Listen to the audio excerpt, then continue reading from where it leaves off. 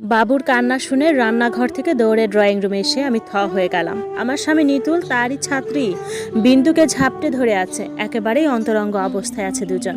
বিন্দুর শরীরে একটা সুতো পর্যন্ত নাই, আর আমার 1 বছর বয়সী বাচ্চাটা টেবিলের ওপর হাত পা ছুঁড়ে চিৎকার করে কাঁদছে। আমি রুমে ঢুকতেই দুজন দুদিকে ছিটকে পড়লো। বিন্দু তড়িঘড়ি করে মেঝেতে পড়ে থাকা জামাটা তুলে নিয়ে বুকে জড়িয়ে ধরলো, আর নিতুল তার শার্টের বোতাম লাগাতে লাগাতে ঝাঁঝালো গলায় বলল, কারোর রুমে আসলে অনুমতি নিতে হয় জানো না? আমি টেবিলের উপর থেকে আমার মেয়েকে কোলে তুলে নিয়ে বুকের সাথে জড়িয়ে ধরে বললাম, ছি নিতুল, ছি, তুমি এত নীচ। তোমার 1 বছরের বয়সের মেয়েটা টেবিলের উপর পড়ে থেকে চিৎকার করে কাঁদছে, আর তুমি তাকে ফেলে রেখে অন্য একটা মেয়ের সাথে অশ্লীলতায় মেতে উঠেছ। নিজের বাচ্চাটার জন্য একটুও বুকটা কাঁপলো না তোমার? আমি তো তোমার কোলে তুলে দিয়ে গিয়েছিলাম বাবুকে, তুমি কি করে তাকে কোল থেকে নামিয়ে এমন পাপ কাজে লিপ্ত হলে? নিতুল আমতা আমতা করে বলল, আরে ওর পিঠে একটা তেলাপোকা ছিল, খুব ভয় পেয়ে গিয়েছিল বিন্দু, তাই আমি ওটা ছাড়াতে চেয়েছিলাম। বিন্দু এতক্ষণে মাথা উপরে তুলেছে। সে আবার শব্দ করেই বলল, ভাবি ভাইয়া ঠিকই বলছে। বিন্দুকে আমি একটা ধমক দিয়ে থামিয়ে দিলাম। তারপর বললাম, বিন্দু তুমি কি জানো তোমাকে আমি কতটা বিশ্বাস করতাম? জানো না, আপন বোনের চেয়েও বেশি, আর এর প্রতিদান তুমি এভাবেই দিলে, ছি। নিতুল এবার রাগত স্বরে বলল, ওকে ধমকাচ্ছ কেন? হ্যাঁ, ওর কি দোষ? বললাম না তেলাপোকা। এক ধমক দিয়ে নিতুলকে থামিয়ে দিলাম আমি, আর বললাম, ছোট লোক কখনো বড় হয় না, এদের মন মানসিকতা সবসময় নিচেই থাকে। আমারই দোষ, সবাই নিষেধ করার পরও যে কেন তোমার মতো ছোট লোককে বিয়ে করতে গেলাম। নিতুল এবার আমার গালে একটা চর বসিয়ে দিল।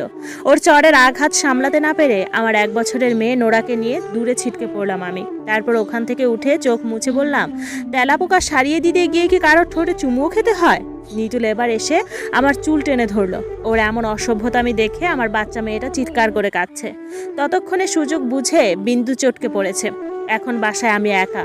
নিতুল এবার আমায় তার ইচ্ছে মতো শাস্তি দিবে, কিন্তু আমি কোনো প্রতিবাদ করতে পারবো না, কারণ নিতুলকে আমি আমার পছন্দে বিয়ে করেছিলাম।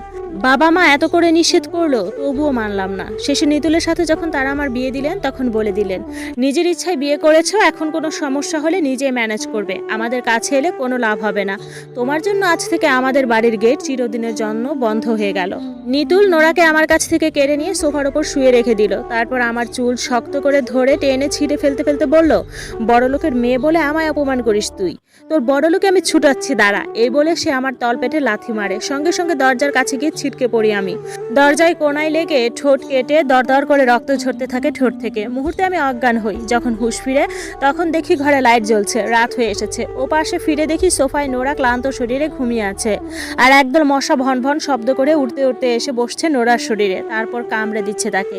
মেঝে থেকে উঠে দাঁড়াতে গিয়ে দেখি আমার সমস্ত শরীর ব্যথায় আচ্ছন্ন, তবুও কষ্ট করে উঠে ধীর পায়ে নোরার কাছে যাই। নোরাকে কোলে